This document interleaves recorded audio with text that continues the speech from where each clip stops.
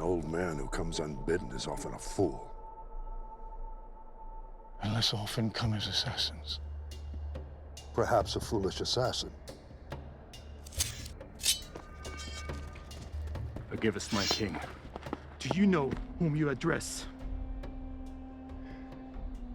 He's the king of Babylon, ruler of the four quarters of the earth, Kurush, in the old Persian tongue. He has seized by might of arms the birthright which would otherwise have been denied him. He is Cyrus the Great.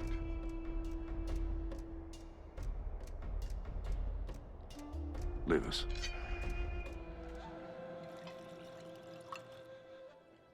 I cannot, O king. My king, the Hebrews eat and drink only their own food, which is prepared according to their rituals. To do otherwise, even from the hand of a king, is to defile themselves. You promised me a tale. 4, in fact. I delayed my journey to listen. I will hear them now. So be it, my lord. The first king I will speak of is Nebuchadnezzar, king of Babylon. When I was just a boy, he threw down the Assyrian Empire, my people's ancient nemesis.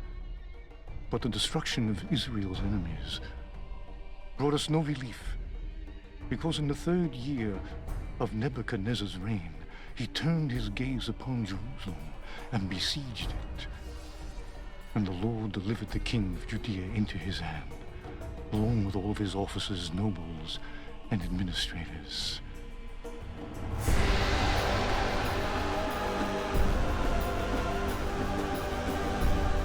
They are Belteshazzar, Shadrach, Meshach, and Abednego. Who am I? You are Nebuchadnezzar, son and heir of Nabopolassar, king of Babylon. You have destroyed Nineveh the mighty, seat of Assyria, and taken from her hand the scepter of nations. You are the commander of commanders, and king of kings, from the rising of the sun unto its setting in the western sea. And beneath heaven there is none more powerful than thee.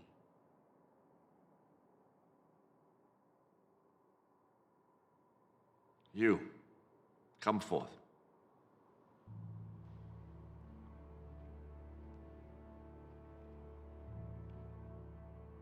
Why should I allow you, sons of my former enemies, to serve in my court? Because you have spared the lives of our people who were delivered into your hand, and because the word of the prophet Jeremiah has come unto us, saying, "This is what the Lord God Almighty, the God of Israel, says to all those carried into exile from Jerusalem to Babylon. Build houses and settle down. Plant gardens and eat what they produce. Marry and have sons and daughters. Also, seek the prosperity of the city to which I have carried you into exile. Pray to the Lord for it. For if it prospers, you too will prosper." This is good. So now even your God commands you to serve me. I have no need of lapdogs. Would you dare to tell me the truth, even if you knew it would displease me? Lord King, it must be so. I will speak only the truth. And when you would not hear it, you must ask me nothing.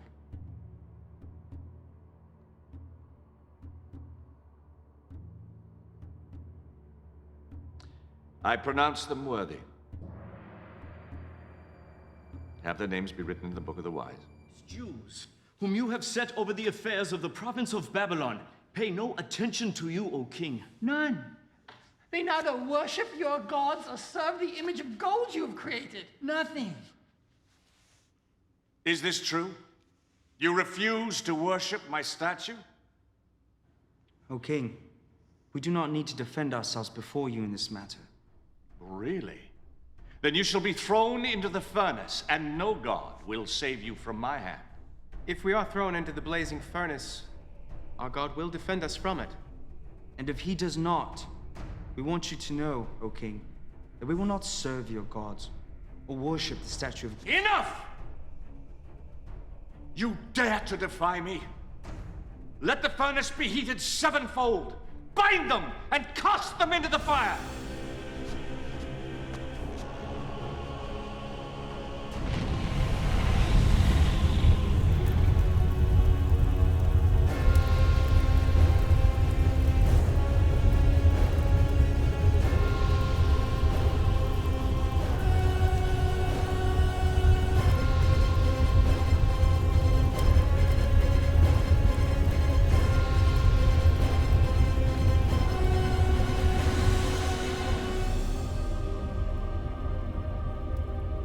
There were 3 thrown into the fire. Certainly, O king.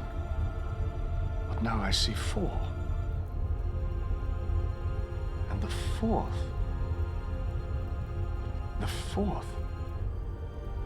looks like an angel of the gods. The fire has not harmed your bodies. Not a hair is singed. Your robes, there's not even the smell of the fire on you.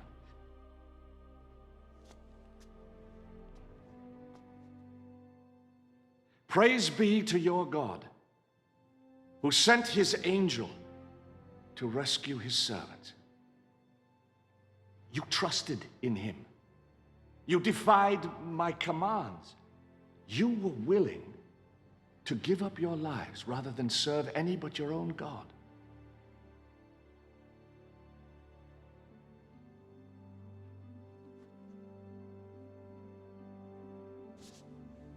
Therefore, I decree, any who speaks ill of the God of Shadrach, Meshach, Abednego will be cut into little pieces and his house turned to rubble. For no other God can save in this way. And from it, every creature was fed. Then I looked again, and I saw a messenger coming down from heaven. And he cried out aloud, "Cut down the tree, trim off its branches, strip its leaves, scatter its fruit. Let the beasts flee from under it and the birds fly from its branches. But let the stump and its roots, bound in iron and brass, remain in the ground, in the grass of the field. Let it be drenched by the dew from heaven. Let it live with the animals of the earth, and let its mind be changed from that of a man to the mind of an animal."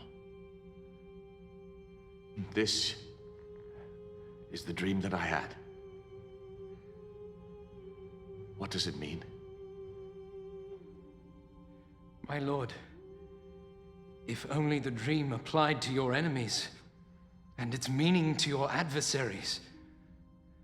The tree which you saw, which grew large and strong with its top touching the sky, you, O king, are that tree.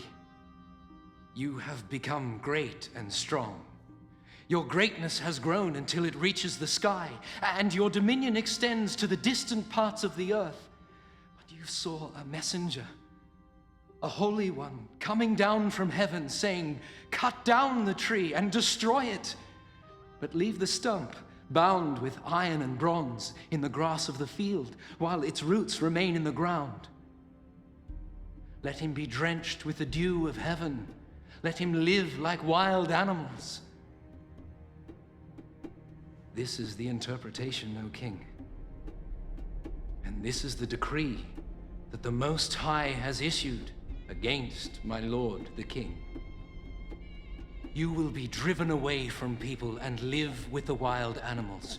You will eat grass like cattle until you acknowledge that the Most High is sovereign over the kingdoms of men and gives them to anyone he wishes.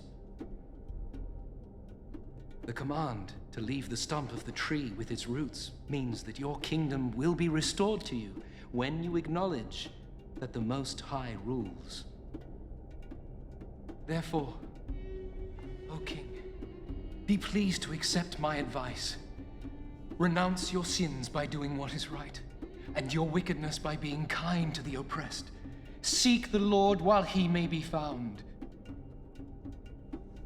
And it may be that your prosperity will continue. But the memory of kings is often short. And 12 months later, when the king was walking on the roof of the royal palace of Babylon. In all the world, is there anything like this? No, my king.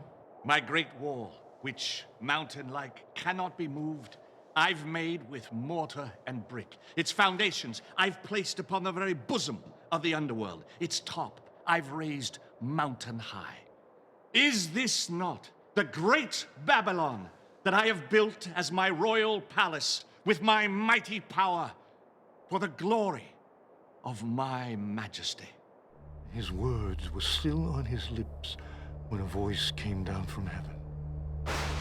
Nebuchadnezzar, for your arrogance and your failure to give glory to the Most High, your authority is stripped from you.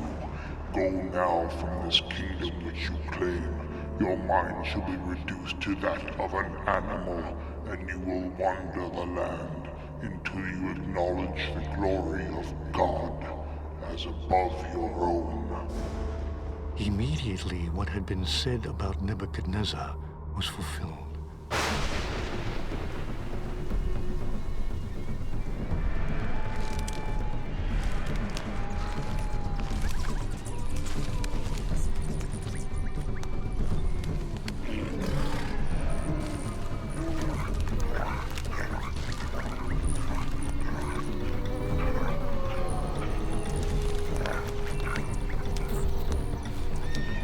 Beware your place, for I am not as I was. Let it be recorded that I, Nebuchadnezzar, do praise, exalt, and glorify the King of heaven, because everything he does is right, and all his ways are just.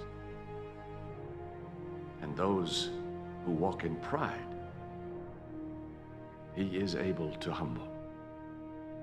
And so Nebuchadnezzar returned to his throne, but eventually he was gathered to his fathers, and a series of new kings came to the throne, none lasting more than a short time. To Marduk, the god of our city. Marduk! And to our idols of gold and silver, bronze and iron, wood and stone, partake of our pleasures and protect our city.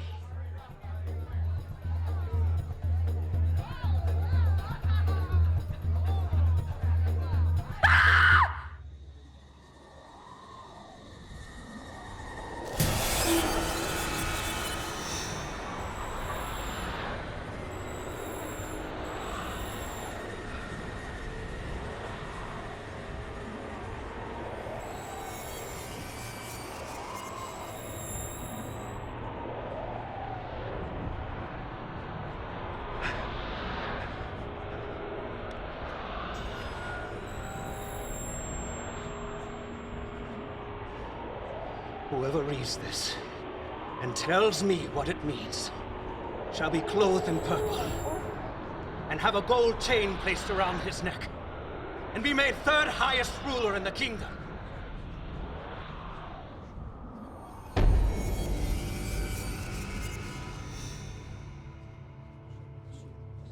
And all the king's wise men came in, but they could not interpret the inscription or tell the king what it meant. So Belshazzar became even more terrified. A Judean once told Nebuchadnezzar, your forefather, of his dreams. He succeeded when everyone else had failed. This man, Daniel, whom the king called Belteshazzar, he could tell you what this writing means. Does he still live? He does. Bring him to me quickly, but do not harm him. We shall soon learn if this Hebrew can do as you say. Mene, God has numbered the days of your reign and brought it to an end. Tekel, you have been weighed in the scales, and found wanting our sin. Your kingdom is divided and given to the Medes and Persians. This very night, your life will be demanded of you, and before the sun rises, your flesh will grow cold. Thus saith the Lord, your line is ended, your rule is over, your kingship is no more. Is there nothing to be done? No. In your arrogance, you have doomed not only yourself, but your house, your line, your inheritance, your city, and your kingdom. Choose now where you will spend your last few hours. But knowing your fate, who now will love thee? Who now will fear you? Will the least of your slaves comfort you? Or will they desert you, seeking to avoid the fate which is yours?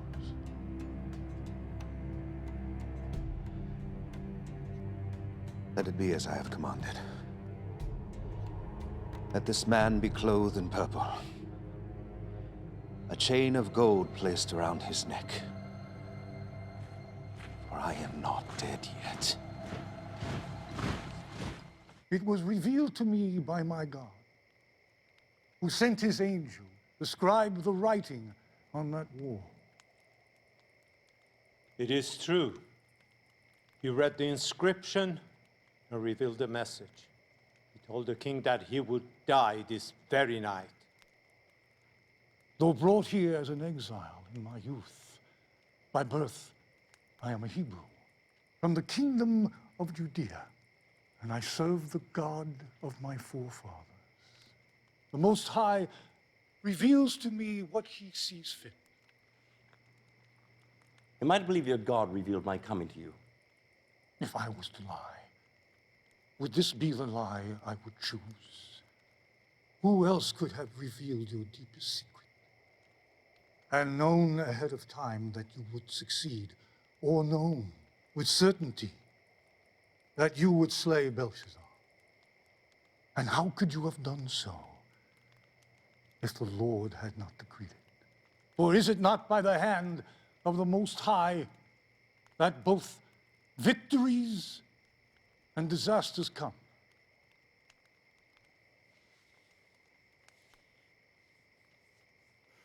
I would have you put this gift of divination at my service.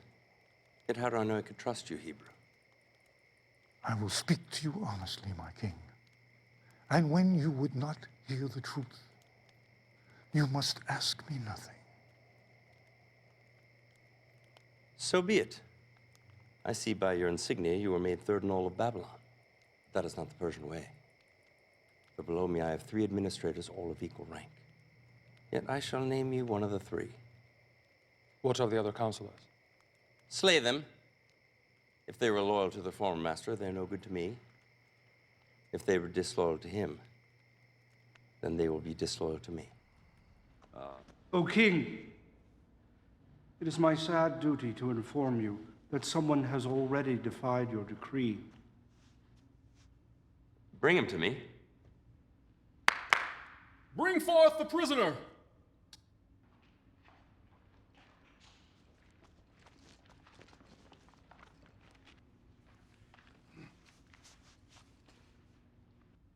Daniel, he is one of the exiles from Judah.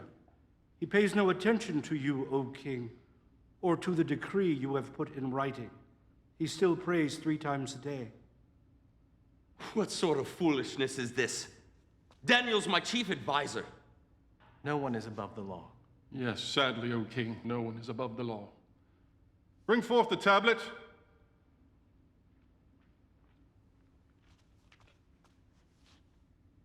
Is this not the edict from the king, signed with your own seal? Let it be known that for the next 30 days, anyone who prays to any god or man other than Darius the king shall be thrown into the lion's den on the same day the offense is discovered. By my hand and seal, Darius the king, ruler of the Medes and Persians.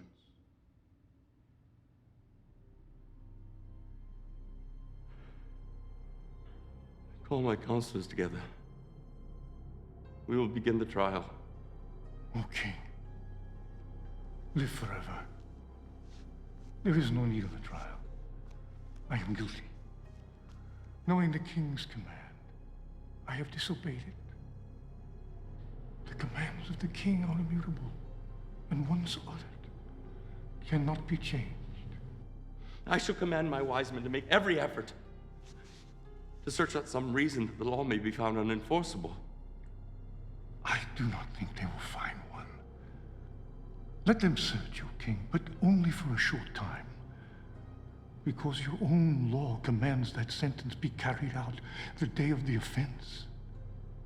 Already, the shadows are starting to grow longer, and you have only until sunset. Darius was angry with himself.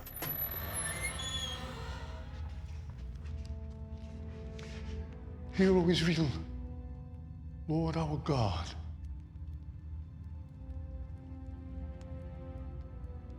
The Lord is one.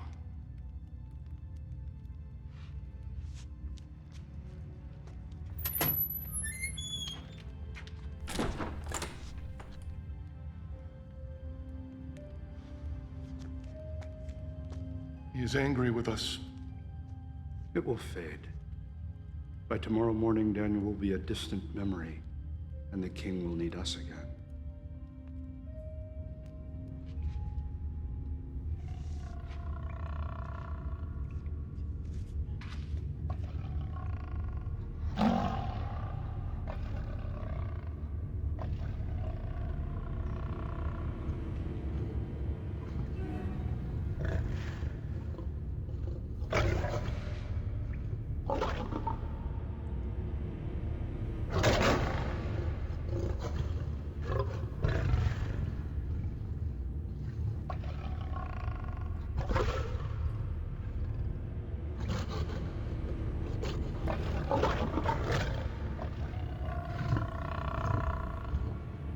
Have mercy on me, O God.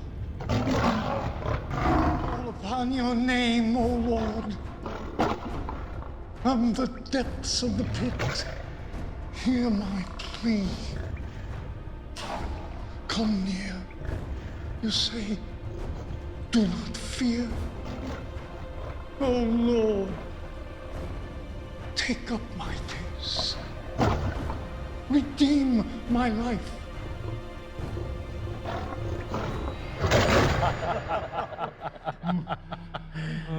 A divine plan, my friend. A toast to the lions who show no partiality to a Hebrew over any other man.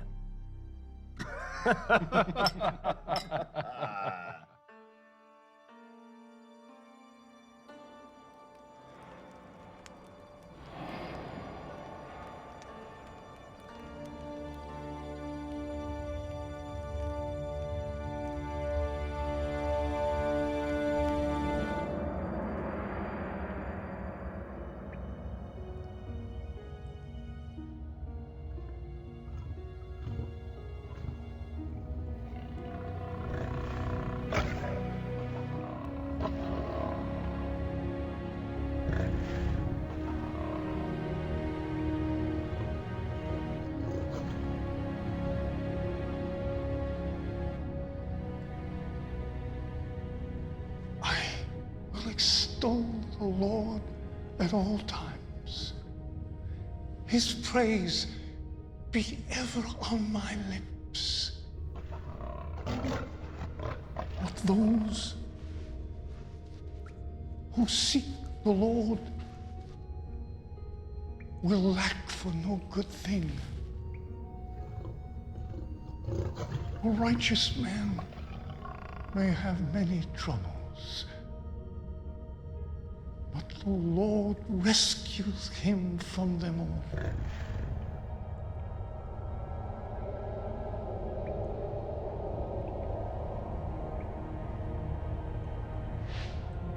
You have rescued me from the mouth of lions, and I will declare your name to my brothers in the congregation. I will praise you. Out of my way! Daniel, servant of the living God. Has your God been able to save you?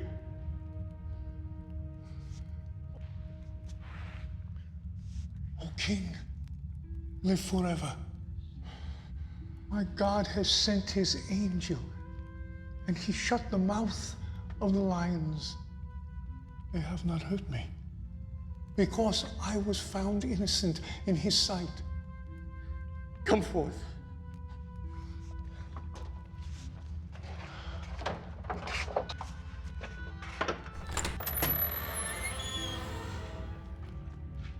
Behold, there is no sign of wound on him, for he is trusted in his God. Surely your God is above all men, for while you were in the lion's den, you were in his hand. How much must the man pay if he steals another man's treasure? With his hands, perhaps. But what if that man who is robbed is the king, and the treasure is prized possession? Is there any penalty less than death which will do? If so, speak now and let me consider it. But, O King, he is a Hebrew. Why should you put such trust in him? This Hebrew is the greatest treasure I possess. He speaks to his God, and more importantly, his God speaks to him. You have deceived me as to your purpose.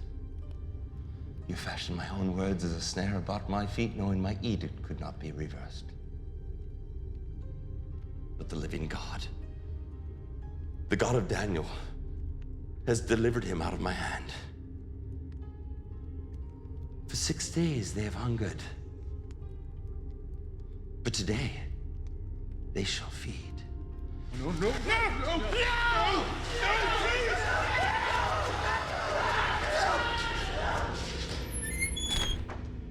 Please! Please, my king! Please! You fools! Did you not think I would punish you? No, my king!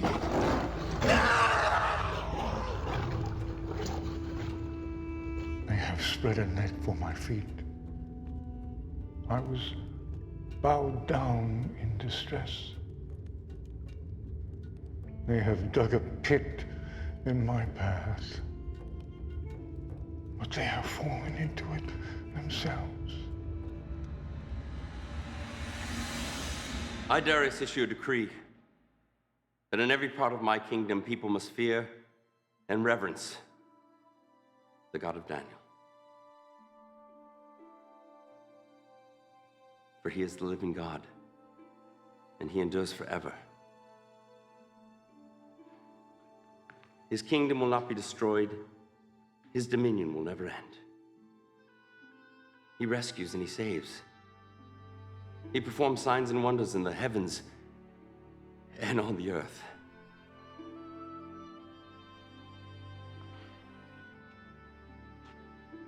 He has rescued Daniel from the power of the lions.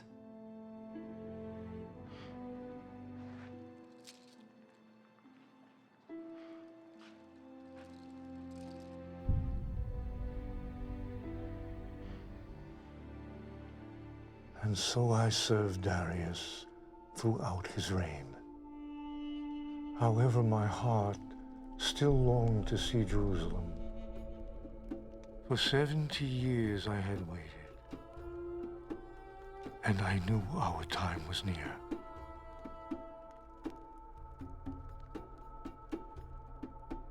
Lord, through your prophet Jeremiah, when 70 years are completed for Babylon, I will come to you and fulfill my gracious promise. and bring you back to this land. My heart grows with excitement that now that time has come.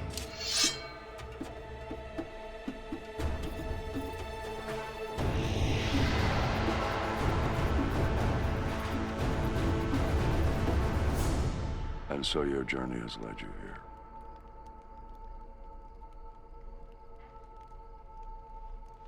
You've spoken of three kings, Nebuchadnezzar the mighty, Belshazzar the foolish, and Darius, who was deceived. Who is this fourth king? It is he of whom these scrolls speak of. It is one chosen by the Most High to perform great and mighty deeds. Before he was ever knitted in his mother's womb. Hear then, O King, the words which were written more than 150 years ago. For these are the words of the prophet Isaiah, son of Amoz. From the east, I summon a ravenous bird of prey from a far-off land to fulfill my purpose. What I have said, I will bring about. What I have planned, that will I do. A bird of prey. The Lord's chosen will carry out his purpose against Babylon. His arm will be against the Babylonians. He pursues them unscathed. And so say I, Cyrus, king of the Persians, let Jerusalem be rebuilt. The Lord God of heaven has given me all the kingdoms of the earth, and has appointed for me to build a temple in Jerusalem, in Judea. Any one of his people among you, may his God be with you. Let him go to Jerusalem and Judea and build a temple of the Lord, the God of Israel. In all my years, I had never known envy. But that day, I came closer to tasting it than I ever have. For I would never see the temple I so yearned to see. However, my heart was joyous as my brothers and sisters departed on their journey home, while I remained in Babylon, awaiting the day when I too would be gathered to my ancestors. And remember me also, O Lord, and show mercy according to your great love.